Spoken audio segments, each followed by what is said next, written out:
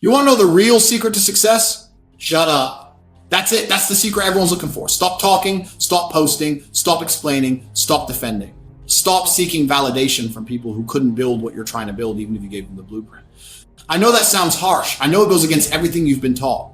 In a world where everyone's screaming for attention, where your worth is measured in likes and followers, where silence is seen as weakness, I'm telling you the opposite. Silence is power. And I'm going to prove it to you by telling you my story. Not the highlight reel, not the success you see now.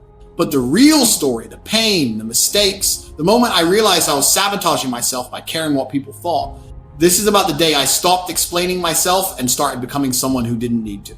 For the next 45 minutes, I'm going to break down exactly why focusing on yourself in complete silence is the most dangerous thing you can do. Dangerous to your competition, dangerous to everyone who doubted you, dangerous to the old version of yourself that settled for mediocrity. If you're ready for the truth, stay with me. Because what I'm about to tell you will either offend you or transform you.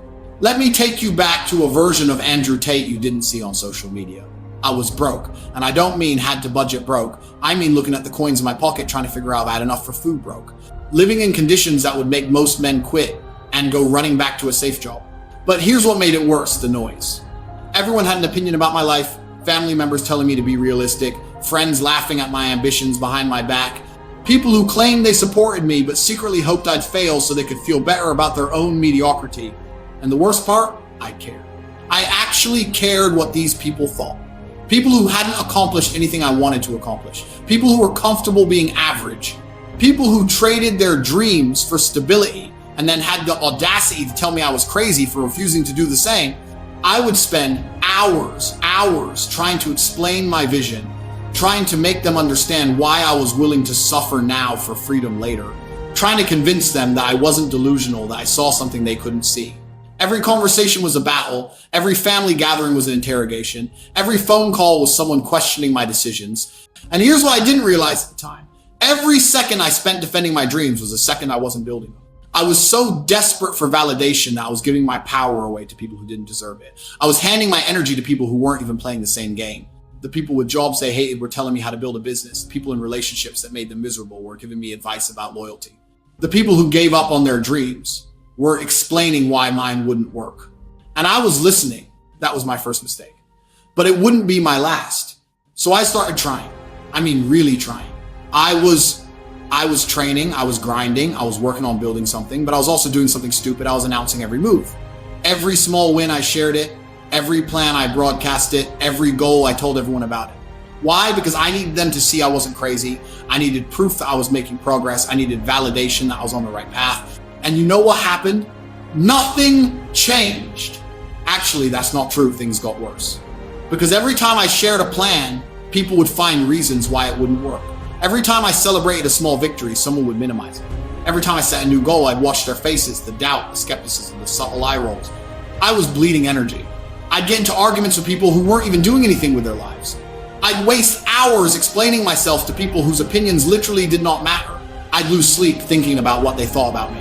And the cruel irony, while I was busy defending my journey, I wasn't actually progressing on it. I had friends who would support me to my face, and then I'd hear later they were talking behind my back. I had relationships that demanded my time and attention but gave nothing back. I had people in my circle who weren't going anywhere but expected me to stay at their level. I was surrounded by anchors pretending to be boats. And the worst anchor of all, my own need for external validation. I measured my worth by their approval. I gauged my progress by their reactions. I let their limitations become my ceiling. That's when I realized something that changed everything. I was fighting the wrong war. I was trying to win battles with people who weren't even my competition. I was wasting ammunition on targets that didn't matter. I was exhausting myself before I even got to the real fight. The enemy wasn't them, the enemy was me, or more specifically, the version of me that cared what they thought. Let me break down what's really happening here. Because this isn't just my story, this is your story. This is the trap that's keeping millions of young men broke, distracted, and powerless. Social media has rewired your brain. Every time you post something, you get a little hit of dopamine. Someone likes it, someone comments, someone validates you, and your brain lights up like you actually accomplished something. But you didn't accomplish anything. You just talked about accomplishing something. And here's the sick part. That dopamine hit satisfies the same part of your brain that would have been satisfied by actually doing the thing. So you get the reward without putting in the work. This is why everyone's talking and nobody's doing. This is why your Instagram is full of entrepreneurs who've never made $1, fitness enthusiasts who aren't in shape, motivational speakers whose own lives are a mess. They're addicted to the appearance of progress. They're hooked on the validation. They've confused documentation with execution. And society loves this because while you're busy posting, you're not building. While you're seeking likes, you're not making money. While you're explaining your dreams to people, you're not executing them. They want you distracted. They want you weak. They want you dependent on external validation because it keeps you controllable. Think about it. A man who doesn't care what others think is dangerous. A man who moves in silence is unpredictable. A man who's focused purely on results can't be manipulated by social pressure. So they train you from birth to seek approval. From your parents, from your teachers, from your peers, from strangers on the internet. They train you to broadcast everything, to share everything, to validate everything through the lens of other people's opinions. And it's destroying you. Every time you announce your next move, you're inviting criticism from people who aren't qualified to criticize. Every time you share your plan, you're giving energy to people who want you to fail. Every time you seek validation, you're admitting that your own belief in yourself isn't enough. Here's the truth. Most people don't want you to succeed. They're not evil, they're just weak. And your success reminds them of their failure. Your ambition exposes their excuses. Your work ethic highlights their laziness. So they doubt you, they mock you, they plant seeds of negativity in your mind disguised as concern or realism or just trying to help. And if you're not careful, those seeds grow into trees that block out the sun of your potential. I call it the crab bucket mentality. You know what happens when you put crabs in a bucket? Any crab that tries to climb out gets pulled back down by the others. Not because they're malicious, just because that's what crabs do. Most people are crabs. And the moment you try to climb out of mediocrity, they'll pull you back down. With their doubts, with their questions, with their realistic advice. Unless you do one thing, stop telling them you're climbing. Let me give you some real numbers, because this isn't theoretical. This cost me real money, real time, and real opportunities. There was a business deal I was working on, potential to make serious money. I was excited, so what did I do? I told people about it. Friends, family, people in my circle. You know what happened? One of them knew someone who knew someone, and suddenly there was competition I didn't need. Someone else started questioning whether I was ready for it, which planted doubt in my mind. Another person had a concern that made me second guess my approach. By the time I got to the actual negotiation, my energy was scattered, my confidence was shaken, my focus was split. I lost the deal. Not because I wasn't capable, not because I wasn't prepared, but because I let other people's noise interfere with my execution.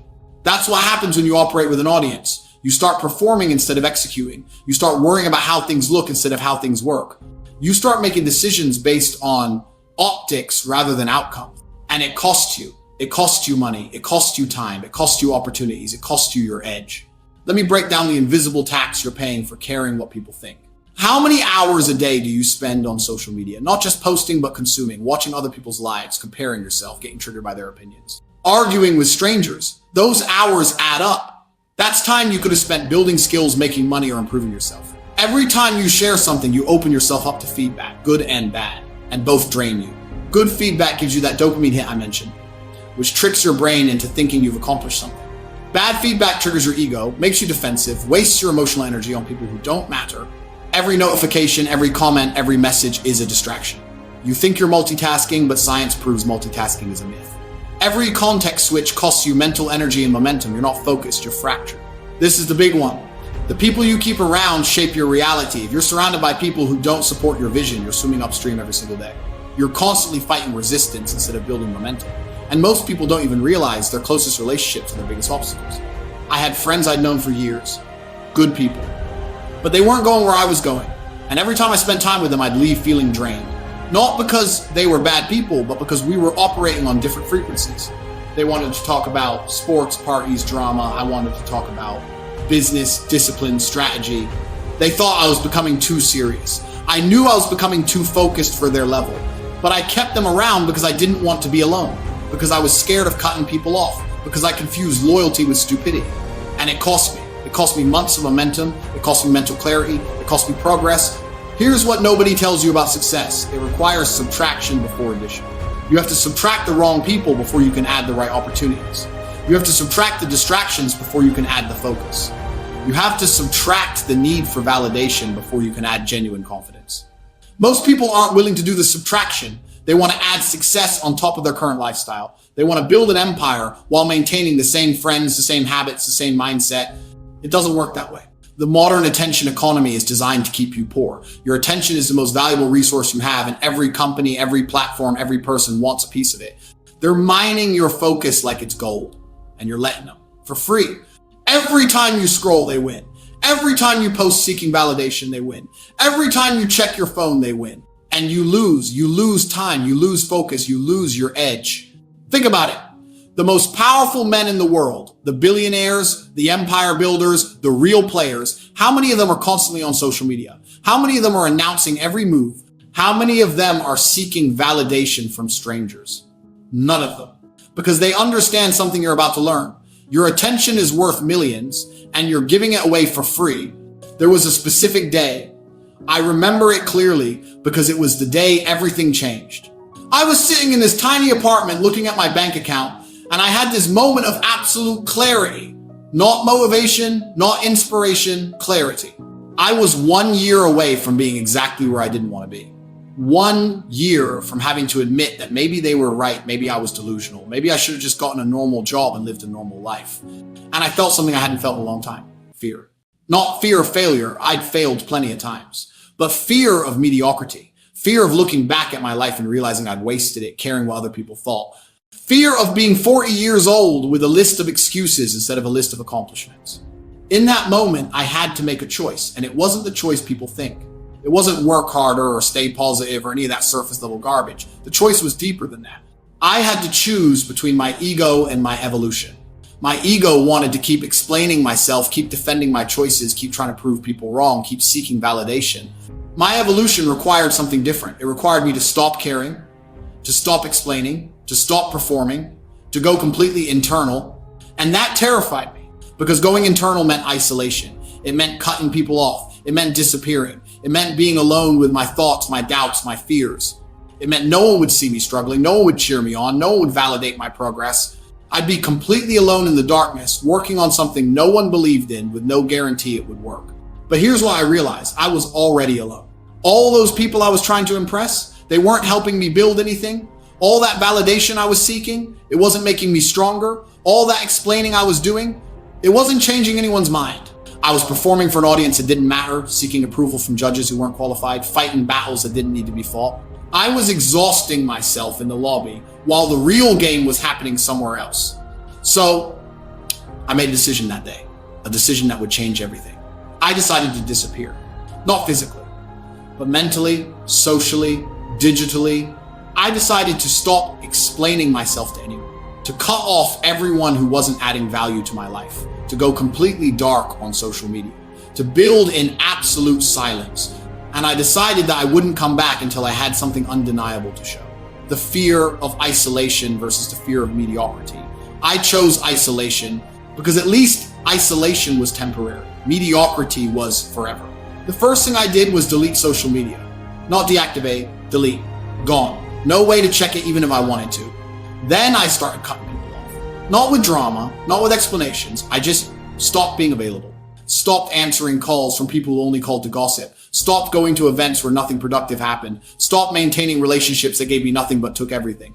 People were confused. Some were offended. They'd ask what happened to me, why I wasn't around anymore, if I was okay. I didn't answer because answering would have defeated the purpose. The first 30 days were brutal. I'm not going to lie to you. You don't realize how addicted you are to external validation until you remove it. It's like quitting any drug. Your brain is freaking out, looking for that dopamine hit. You find yourself reaching for your phone even though there's nothing to check. You want to tell someone about your day even though there's no one to tell. You feel invisible, forgotten, like you're wasting your time doing something nobody will ever see or care about. That's the withdrawal period, and most people can't handle it. They run back to the noise because silence is too uncomfortable. But I pushed through because I realized something, that discomfort was growth. Every time I wanted to post and didn't, I was building discipline. Every time I wanted to explain myself and didn't, I was building confidence. Every time I felt lonely but stayed focused, I was building mental strength. The silence was forging me into someone new. I created a routine that was non-negotiable, no variables, no exceptions. Training, physical and mental. I wasn't just working out, I was conditioning my mind to override discomfort. Work, pure execution. Whatever I was building that day, I gave it everything. No distractions, no checking to see what other people were doing, just me and the work. Study, reading, learning, consuming information that made me sharper, smarter, more capable. Reflection, not in a soft way. I'd interrogate myself. Did I do enough today? Did I take any shortcuts? Did I let comfort creep in? If yes, why? What's the correction for tomorrow? No one saw this. No one knew this. I wasn't documenting it. I wasn't sharing it. I wasn't seeking approval for it. I was just doing it day after day after day. And something strange started happening. I started to change. Not on the surface, deeper than that. My confidence stopped coming from external sources. It started coming from internal proof. Every day I kept my promises to myself. I believed in myself a little more. Every day I executed without an audience. I trusted myself a little more. I wasn't worried about what people thought because I genuinely didn't know what people thought. I had no idea if they remembered me. I had no idea if they were rooting for me or against me. And I realized it didn't matter. Their thoughts about me didn't pay my bills, didn't build my skills, didn't create my opportunities. Their opinions were completely irrelevant to my actual progress. This is when I became dangerous. Because a man who doesn't need external validation is uncontrollable. You can't manipulate him with social pressure. You can't distract him with drama. You can't slow him down with doubt. He just moves silently, relentlessly, dangerously. I was training in the dark while everyone else was performing in the light, and they had no idea what was coming. Let me walk you through what those months looked like. The real version, not the romanticized story. The actual daily grind. 5 a.m., awake, no snooze, no negotiation. The day starts when I decide it starts, not when I feel like it. 5:15 a.m., cold shower. Not for the benefits everyone talks about, but because it's uncomfortable and I needed to practice doing uncomfortable things first thing every morning. 5:37 a.m., training. Sometimes physical boxing, running, weights, sometimes mental meditation, visualization, strategic thinking. The goal wasn't fitness. The goal was discipline. Proving to myself that I could control my body and my mind. 7 to 8 a.m. breakfast and learning. I'd read or listened to something that made me think differently. Not motivational garbage, real information, business strategies, psychology, history, lessons from people who'd actually built what I wanted to build. 8 a.m., 6 p.m., work, pure execution. Whatever needed to be done that day, I did it. No distractions, no phone, no internet, unless it was required for the specific task. No just checking anything. 10 hours of focused work. Most people can't do 2 hours of focused work. I was doing 10 every single day, 6 to 7 p.m. Training again, physical this time. Push my body to the limit. Why? Because I wanted to prove that even after 10 hours of mental work, I still had more to give. I wasn't going to let comfort sneak in just because I'd had a productive day. 7 to 8 p.m., dinner. Alone, no TV, no phone, just me and my thoughts. Planning tomorrow, analyzing today, thinking strategically about the next move. 8 to 10 p.m., more work or more learning, depending on what was needed. Sometimes it was execution, sometimes it was strategy, sometimes it was skill development. Whatever would move me forward. 10 to 10:30 p.m., reflection, the hardest part of the day. Complete honesty with myself. Did I do enough? Did I take shortcuts? Did I let my standards slip? Where did I waste time? Where did I waste energy? What needs to improve tomorrow? 10:30 p.m., sleep, not because I wanted to, but because I needed to recover to do it all again. No weekends, no breaks, no, I deserve a day off. You know why? Because I didn't deserve anything yet. I hadn't earned it. This wasn't sustainable forever, I knew that, but it also wasn't supposed to be. This was a sprint through hell. This was proving to myself that I could do hard things. This was building an unbreakable foundation. Every day that I kept this schedule, I got sharper, my focus improved, my execution improved, my results improved. And every day, somewhere out there, the people who doubted me were doing what? Talking, scrolling, complaining, staying comfortable. The gap was widening. And they had no idea. This is what people don't understand about compound interest. Everyone thinks about it in terms of money, but it applies to everything. Discipline compounds. Every day you're disciplined, the next day becomes slightly easier. Every day you execute, your execution gets slightly better. Every day you focus, your focus gets slightly sharper. But it also compounds in reverse. Every day you're lazy, the next day becomes slightly harder. Every day you make excuses, your excuses become slightly more believable. Every day you seek comfort, discomfort becomes slightly more unbearable. I was compounding positive behaviors while they were compounding negative ones. And with every day that passed, I was pulling further ahead. But here's what made it powerful. No one knew. There was no pressure, no expectations, no eyes on me. I could fail in private. I could experiment without judgment. I could make mistakes without an audience. This is the strategic advantage of silence that nobody talks about. When you're visible, you're under pressure. Pressure to maintain an image, pressure to meet expectations, pressure to explain setbacks. That pressure is a tax on your mental energy. But when you're invisible, you're free. Free to fail, free to pivot, free to try things that might not work, free to learn without ego getting in the way. I failed a lot during this period. Deals that didn't work out, strategies that flopped, ideas that sounded good but executed poorly. But because no one was watching, those failures didn't define me. They educated me. They were data points, not identity points. And with each failure, I got better. Because I wasn't defensive, I wasn't protecting my ego, I was just learning and adjusting. This is what separates the successful from everyone else. The successful see failure as information. Everyone else sees it as identity. And you can only see failure as information when you're not worried about what others think of your failures. Silence gave me that freedom, and that freedom gave me speed. While others were moving cautiously, worried about looking stupid, I was moving aggressively, learning rapidly, improving constantly. Every day I stayed silent, I got sharper. Every day they talked, they got weaker. Now let me break down the philosophy behind all of this, because this isn't just a strategy, it's a worldview. Real power moves in silence. It always has. Look at history. The most powerful movements started in secret. The most successful businesses were built before anyone knew they existed. The most dangerous warriors trained in isolation. Why? Because visibility creates vulnerability. When people know what you're doing, they can interfere, they can compete, they can sabotage, they can discourage. Even if they don't actively try to stop you, their awareness alone changes how you operate. But when you move in silence, you're operating with maximum freedom and minimum resistance. Think about predators in nature. The most dangerous predators are silent. Lions don't roar before they hunt. They roar after they've already won. Sharks don't announce their presence. They attack from below, where you can't see them.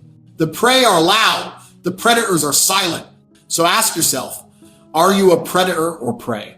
Here's the difference between loud ambition and quiet execution. Loud ambition, I'm going to be a millionaire. Says it at parties, posts it on social media, tells everyone who'll listen. Feels good because people validate the ambition. But years later, still broke. Because talking about it satisfied the same psychological need as actually doing it. Quiet execution says nothing, just starts building, makes money in private, develops skills in silence, fails and learns without an audience. And one day, years later, is actually a millionaire. Didn't announce it, didn't need to. The bank account announces itself. The loud person gets validation, the quiet person gets results. Choose which one you want to be. Now, silence also serves another strategic purpose. It filters people. When you go silent, you find out who's real. The people who actually care about you will check in. The people who only want entertainment or gossip will disappear. The people who are using you for value will reveal themselves by getting upset that you're no longer providing it. Silence is a sorting mechanism. It separates the valuable from the valueless, the loyal from the opportunistic, the real from the fake. Most people are terrified of this sorting process because they're afraid they'll end up alone. And they might. But alone with purpose is infinitely better than surrounded by people who drain you. I'd rather have 3 people who genuinely support my vision than 300 who pretend to while secretly hoping I fail. Quality over quantity. In business, in relationships, in everything. There's also a psychological phenomenon that happens when you operate in silence. People start to underestimate you. And being underestimated is the ultimate competitive advantage. When people think you're not a threat, they don't prepare for you, they don't compete with you, they don't take you seriously, and then you strike. And by the time they realize what happened, it's too late. I've closed deals because the other side underestimated me. I've won competitions because opponents didn't see me coming. I've built businesses while everyone thought I was doing nothing.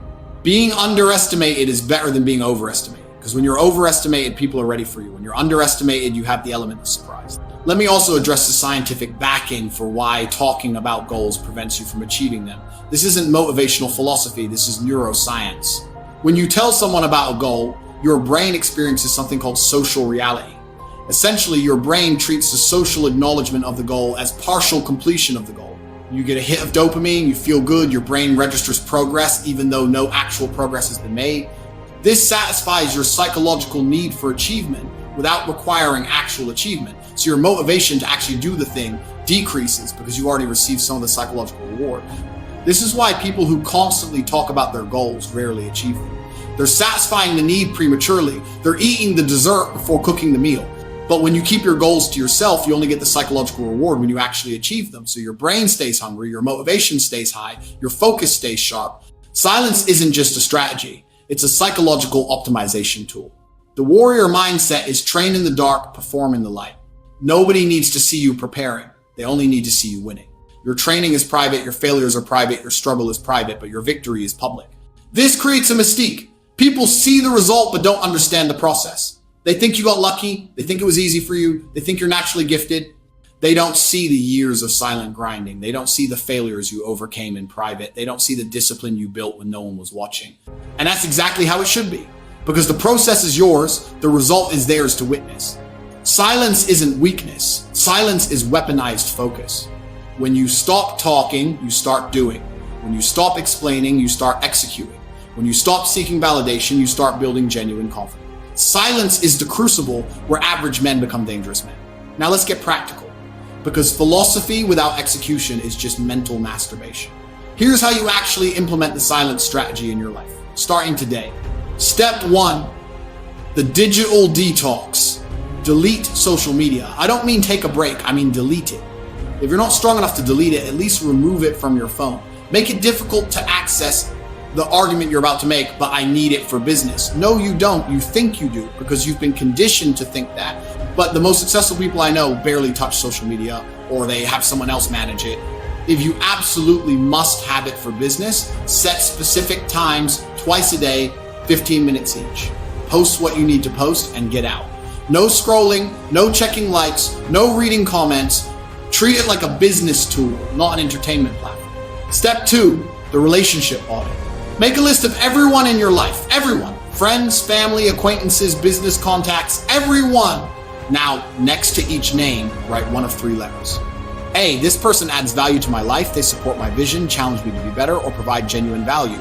This person is neutral, not helping, not hurting, just there. This person drains me. They complain, gossip, doubt my vision, waste my time, or pull me into negativity. Here's what you do.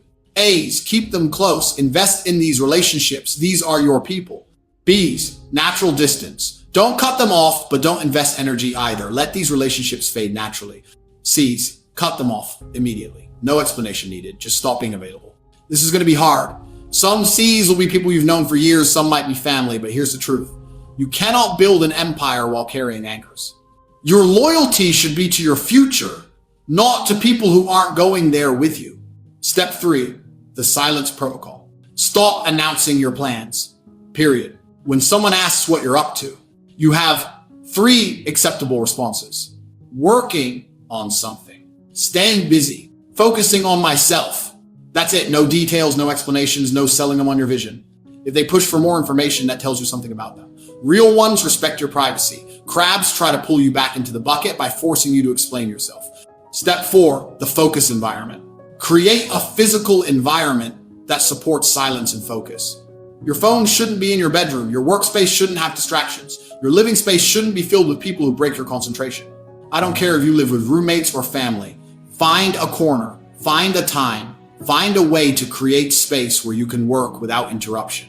Treat your focus time like it's sacred, because it is.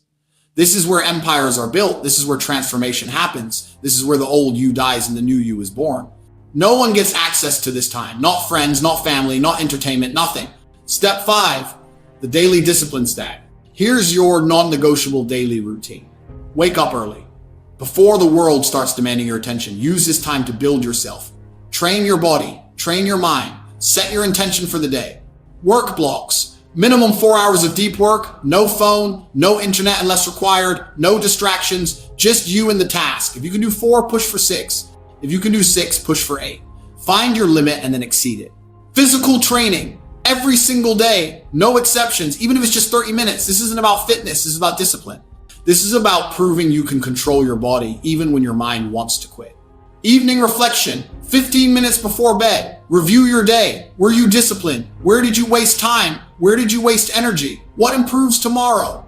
This stack compounds. Each day builds on the previous day. Each week you'll be sharper than the last. Step 6, the progress measurement. Here's the dangerous part. You need to measure your progress without external validation. This means you need objective metrics that don't depend on anyone else's opinion. If you're building a business, revenue, Profit, customers, numbers don't lie.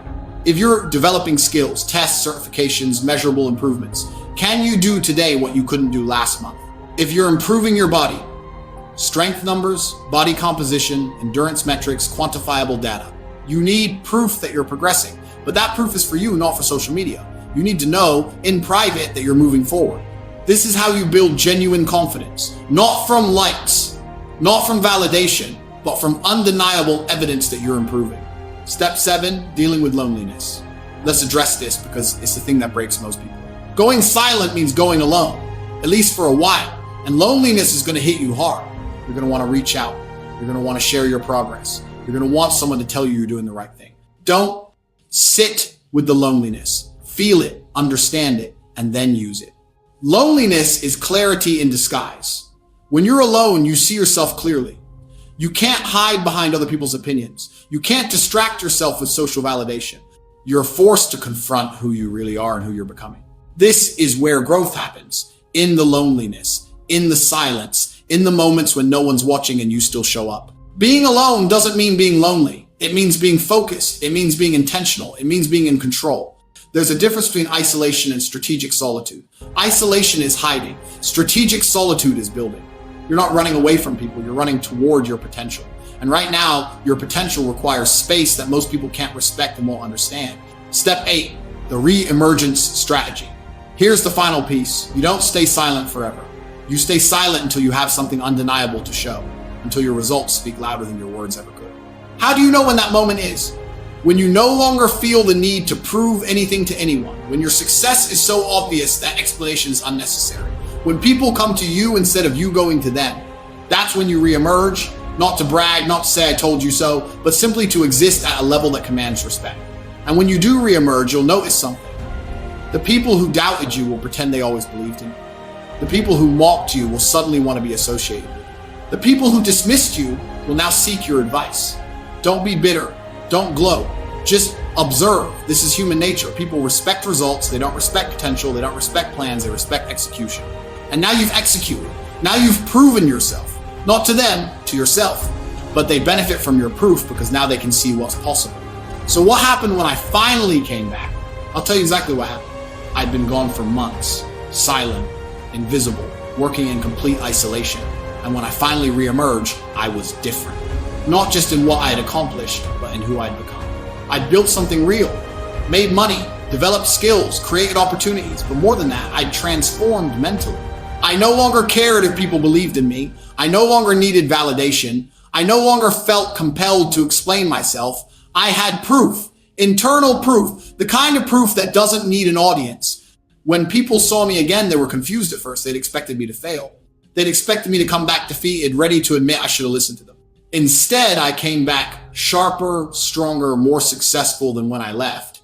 And you know what they said? You're so lucky. Must be nice. I always knew you'd make it. That last one was my favorite. The people who literally told me I was wasting my time were now claiming they always believed in me. The people who mocked my ambition were now asking for advice. The people who wanted me to stay at their level were now trying to ride my momentum. I didn't argue with them. I didn't correct them. I didn't need to, because I knew the truth. I knew what I'd sacrificed. I knew the nights I'd stayed up working while they were out partying. I knew the discipline I'd built while they were comfortable. I knew the loneliness I'd endured while they were seeking validation. My results spoke for themselves. I didn't need to add commentary. This is the power of letting your life speak for you. When your actions are loud enough, your words become unnecessary. People respect results, period. They don't care about your journey. They don't care about your struggle. They don't care about your process. They care about outcomes. And when your outcomes are undeniable, you command respect without demanding it. But here's what was even more powerful. I realized I didn't need their respect anymore. The months of silence had freed me from needing external validation. Their approval or disapproval was irrelevant to my continued success. I'd built a foundation of genuine confidence, confidence that came from keeping promises to myself, not from receiving praise from others. This is the real transformation. Not the money, not the success, the internal shift from needing validation to being completely indifferent to it. When you reach that point, you become truly dangerous. Because there's nothing anyone can say or do that will stop you. Their doubt doesn't discourage you. Their praise doesn't distract you. You're locked in on your mission, completely immune to external noise. And people sense that. They sense that you're operating on a different frequency. that you've accessed something they haven't, that you've become someone they don't understand. Some respect it, some fear it, some resent it. You don't care because you're not performing for them anymore. You're executing for yourself. That's freedom, real freedom, not the kind you buy, the kind you build through discipline, silence, and relentless execution. So here we are, 45 minutes of truth. I've told you my story, I've shown you the philosophy, I've given you the framework. Now comes the only question that matters. What are you going to do with this information? Because information without action is just entertainment. And I didn't spend 45 minutes with you for your entertainment. I did it to challenge you, to confront you, to force you to look at your life and decide if you're serious or if you're just pretending. You say you want success, you say you want freedom, you say you want to build something real, but do you deserve it? Because the world doesn't hand you anything. It rewards the man who earns it. And earning it requires silence, discipline, and execution at a level most people can't comprehend. It requires you to stop talking and start doing. Stop explaining and start executing. Stop seeking validation and start building something so undeniable that validation becomes irrelevant. It requires you to cut off people you love, to work when others rest, to sacrifice comfort for growth, to be alone when others are entertained, to build in the dark while others perform in the light. It requires you to become someone you've never been, to develop strength you've never had, to access discipline you didn't know existed. Are you ready for that? Or do you need more time to explain why you're not ready? More time to talk about what you're going to do? More time to seek approval from people who aren't doing anything? The clock is ticking. Every day you spend talking is a day someone else is executing. Every day you spend seeking validation is a day someone else is building genuine confidence.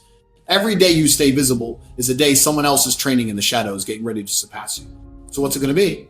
Are you going to disappear and become dangerous, or are you going to stay visible and stay mediocre? The choice is yours. It's always been yours. Everything falls into place when you focus on yourself in complete silence. Not because the universe rewards you, but because you eliminate every distraction, every drain, every excuse. You become pure execution, pure discipline, pure focus, and that version of you is unstoppable. Now stop watching, stop listening, stop consuming, go silent, go to work, go build the life you won't need to explain.